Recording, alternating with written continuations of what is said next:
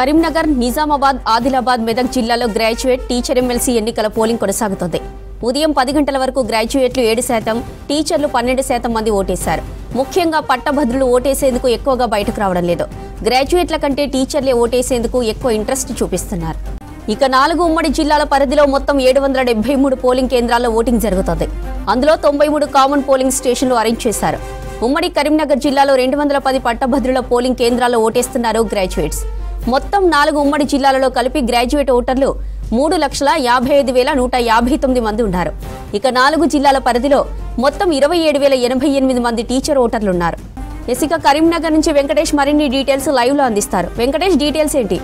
ఉదయం 8 గంటలకు ప్రారంభమైన పోలింగ్ చాలా మందకోడిగా జరుగుతుందని చెప్పొచ్చు. ఎందుకంటే పట్టభద్రులు అయితే చాలా వరకు పోలింగ్ కేంద్రాలకు రావడానికి సంశయిస్తున్నట్టు కనిపిస్తుంది. కేవలం 4 ఉమ్మడి జిల్లాల పరిధిలో 7.1% మాత్రమే గ్రాడ్యుయేట్లు ఇప్పటివరకు, అంటే ఉదయం 10 గంటల వరకు అందిన సమాచారం ప్రకారం ఓటేశారు. టీచర్లు అయితే 12.7% ఓటేశారు. ఇక మొత్తం 4 ఉమ్మడి జిల్లాల పరిధిలో కొత్త జిల్లాలు విభజించిన తర్వాత 15 జిల్లాలు ఉన్నాయి. అందులో కొత్త జిల్లాల ప్రకారం చూస్తే కొమరంభీం, ఆసిఫాబాద్లో అతి తక్కువగా గ్రాడ్యుయేట్లు కేవలం 6% మాత్రమే ఓట్లేశారు. ఇందులో టీచర్లు 11.06% ఓట్లేశారు.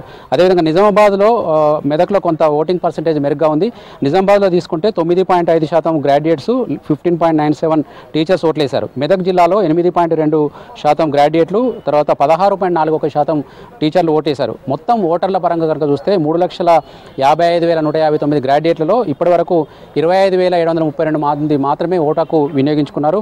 టీచర్ల పరంగా చూస్తే కేవలం 3,446 మాత్రమే ఓట్లేశారు. కాకపోతే ఇలా ఓటర్లు కూడా, టోటల్ ఓటర్లు కూడా 27,088 మాత్రమే ఉంది. కాబట్టి దాని ప్రకారం పర్సెంటేజ్ మనకు కొంత ఎక్కువ కనిపిస్తుంది.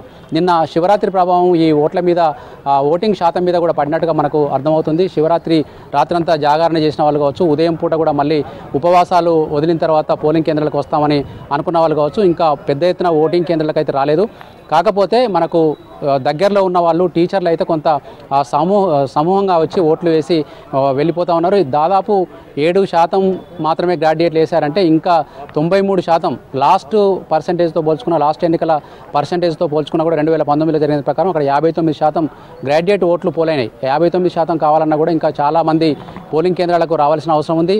ఇక అభ్యర్థులు కావచ్చు, తర్వాత ఎమ్మెల్యేలు కావచ్చు, తర్వాత మిగతా ప్రజాప్రతినిధులు మాత్రం ఇప్పటికే దాదాపు చాలా వరకు ఓటకు వినియోగించుకున్నారు. కరీంనగర్ ఉమ్మడి జిల్లాలో తీసుకుంటే మనకు అటు జగిత్యాల జిల్లాలో 2 ఎమ్మెల్యేలు, కొరుట్ల అండ్ జగిత్యాల ఎమ్మెల్యేలు 2 ఓటకు వినియోగించుకున్నారు. తర్వాత అక్కడ జిల్లా కలెక్టర్ సత్యప్రసాద్ ఓటు వేశారు. కరీంనగర్ జిల్లాలో కలెక్టర్ పమేలా సత్పతి కూడా తన ఓటకును ఇక్కడ స్థానిక కళాశాలలో ఓటకు వినియోగించుకున్నారు.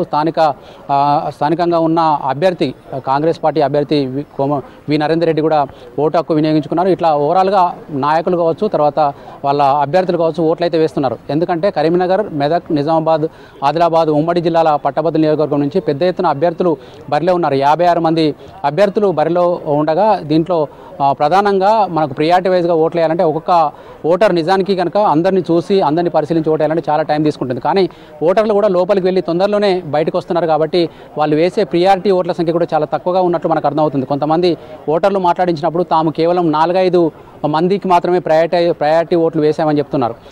ఈ ట్రెండ్ కూడా మనకు ఓట్లు లెక్కించేటప్పుడు చాలా ప్రభావం చూపిస్తుందని మనం అనుకోవచ్చు. ఎందుకంటే ఒక్కొక్క ఓటు కూడా చాలా కీలకంగా మారుతుంది. మొత్తం సాధారణ ఎన్నికల్లాగా దీని కౌంటింగ్ ఉండదు. కేవలం first priority, second priority, third priority ఓట్లలో అత్యధిక ఓట్లు వచ్చిన వాళ్ళు గెలిచినట్టుగా ఇక్కడ మనకు ప్రకటించరు. కానీ 51% అంటే మొత్తం పోలైన ఓట్లలో సగం కంటే ఒక ఓటు ఎక్కువ వస్తేనే అతను గెలుపొందినట్టు భావిస్తారు. అట్లా కాకుండా ఎక్కడో అత్యధిక ఓట్లు వచ్చిన పర్సన్ కూడా 40% దగ్గర, 45% దగ్గర ఆగిపోతే కింది స్థాయి ఓట్లను పైకి క్యారీ ఫార్వర్డ్ చేస్తూ లెక్కించాల్సి ఉంటుంది.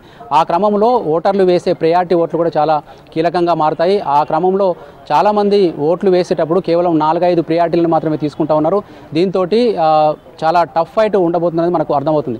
ఓవరాల్గానైతే ఈసారి ఓటర్లు చాలా వరకు, గ్రాడ్యుయేట్ ఓటర్లు చెప్తున్న మాట ఏంటంటే తాము నిరుద్యోగ సమస్య మీద, తర్వాత ఉద్యోగులు అయితే ఉద్యోగుల సమస్యల మీద పరిష్కారం చూపగలిగే వారికే మేము తాము ఓటేస్తున్నామని చెప్పి చెప్తా ఉన్నారు. ఇంకొక టీచర్లు అయితే టీచర్లకు సంబంధించిన కొన్ని సమస్యలు ఉన్నాయి. తర్వాత 317 జీవో కావచ్చు, వాళ్ళకి కావాల్సిన డిఏలు కావచ్చు, తర్వాత పిఆర్సీలు కావచ్చు, ఇట్లాంటివి వాళ్ళు పరిగణలోకి తీసుకొని ఓట్లేస్తున్నట్టుగా అర్థమవుతుంది. ఇప్పటికే పోలింగ్ సిబ్బంది నిన్న మొన్న ఆల్రెడీ ఓటుకు వినియోగించుకున్నారు పోస్టల్ బ్యాలెట్ ద్వారా. ఈరోజు ప్రత్యక్ష పోలింగ్ ద్వారా ఓటేసే వాళ్ళలో మాత్రం గ్రాడ్యుయేట్ ఓటర్లు చాలా వరకు ఇంకా బయటికి రావాల్సి ఉంది. కేవలం సాధారణ ఎన్నికలు అయితే సాయంత్రం 5 గంటల వరకు పోలింగ్ ఉంటుంది, ఉదయం 7 గంటలకు ప్రారంభమవుతుంది. కానీ ఇది 8 గంటల నుంచి 4 గంటల వరకు మాత్రమే ఉంటుంది.